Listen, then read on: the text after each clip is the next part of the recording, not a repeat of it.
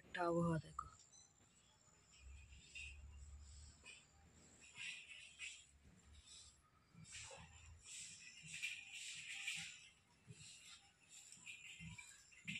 Morning friend, তোমরা কেমন আছো? আই হোপ সবাই ভালো আছো, আমিও ভালো আছি। প্রিয় সংসার, তোমাদের সবাইকে অনেক অনেক ওয়েলকাম, অনেক অনেক ভালোবাসা।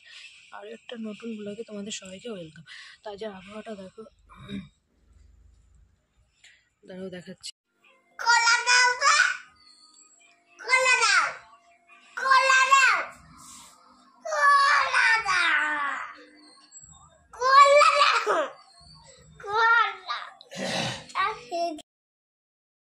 মানে যেদিন বললি না মানে বাইরে বেরোতে হবে না, সেদিনকে তাড়াতাড়ি ঘুম থেকে উঠে যায়।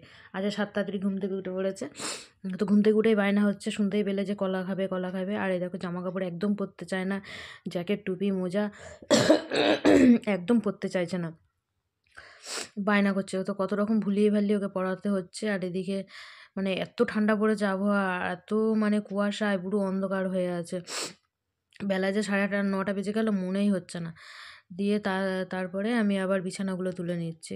তো ঠান্ডা পড়ছে তো তবুও মানে আমাদের তো কাজ করতেই হবে। আমাদের ঠান্ডা পড়ুক আর যাই পড়ুক না কেন, হাত পা না নড়লে আমাদের চলবে না। মাঝে মাঝে মনে হয় বেশ শুয়ে থাকি বেশ আরাম কেউ যদি করে দিত, এরকম একটা মনে হয়। তো আগে যখন মানে মার কাছে থাকতাম তখন মাকে বলতাম এটা করে দেবো ওটা করে দেবো। এখন ভাবি তাই যে মানে মা তখন বলতো তোরা যখন মা হবি তখন বুঝতে পারবি।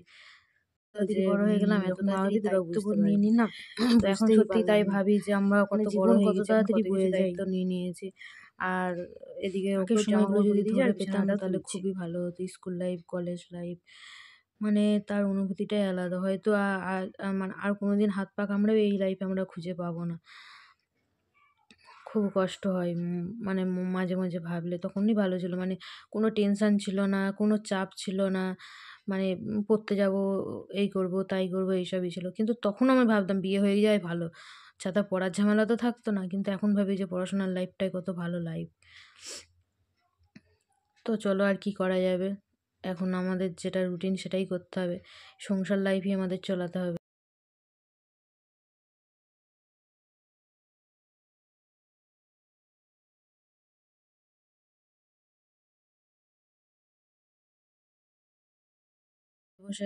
বসে গেলাম তোমার দাদাভাই আর আমি। তো কালকে পরোটা করেছিলাম, বাসি পরোটা ছিল, সেটাই চা দিয়ে খেয়ে নিচ্ছি। আর বাসি রুটি বাসি পরোটা খেতে কিন্তু খুব মজা লাগে। কার কার আমার মতন এরকম ভালো লাগে অবশ্যই কমেন্ট করে জানিও। তো তোমার দাদাভাই আমাকে বলে তোমার তো মানে মানে এমন এমন জিনিসের প্রতি তোমার মানে ভাবা যায় না, হচ্ছে উল্টো টাইপের তোমার। মানে আমার ভালো, আমার আমার এগুলোই ভালো লাগে।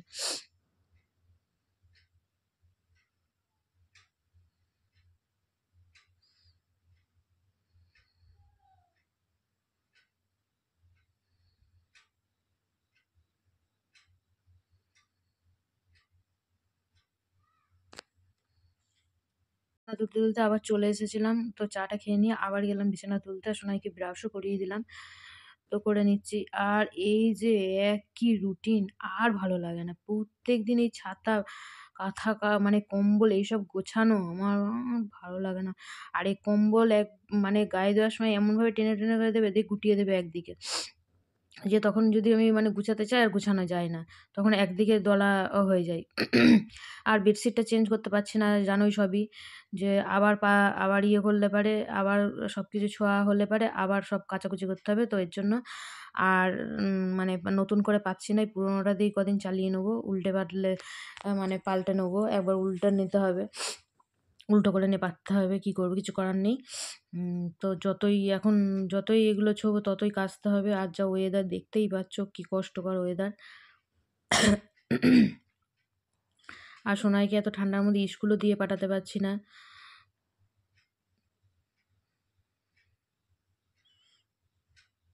আর সত্যি কথা বলতে এখন আর ভোরবেলায় ঘুম থেকে উঠতে পারছি না, মানে ভালো লাগছে না। মনে হচ্ছে শুয়ে থাকি 7টা 7:30 হয়ে যাচ্ছে এখন ঘুম থেকে উঠতে।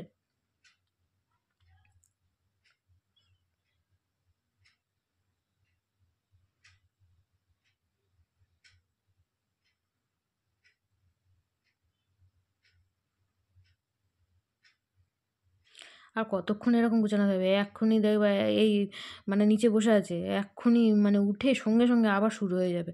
সব কিছু খাটের মধ্যে।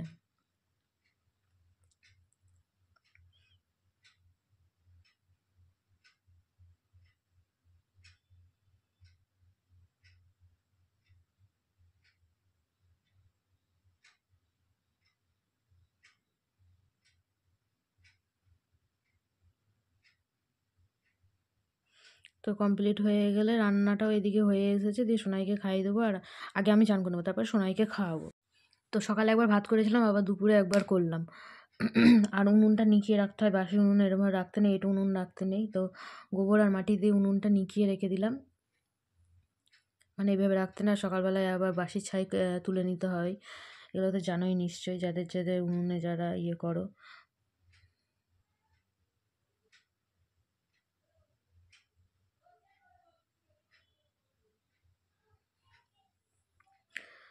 তো এটা করে নিয়ে সোনাইকে জামা কাপড় আবার চেঞ্জ করিয়ে দেবো, পরিয়ে দেবো, দিয়ে এবার একটু পুরোনো বাড়ির দিকে যাব।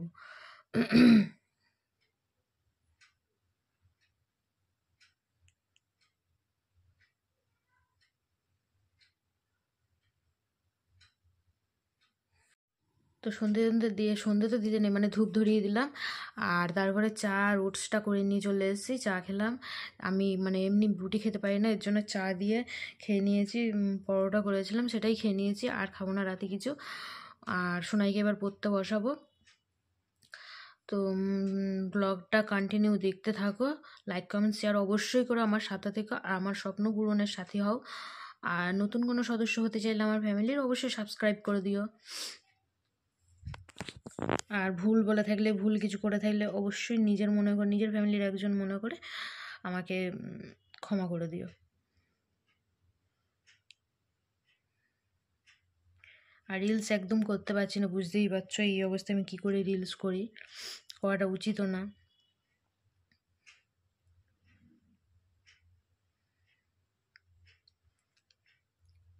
তো টাটা, দেখতে থাকো, গুড নাইট।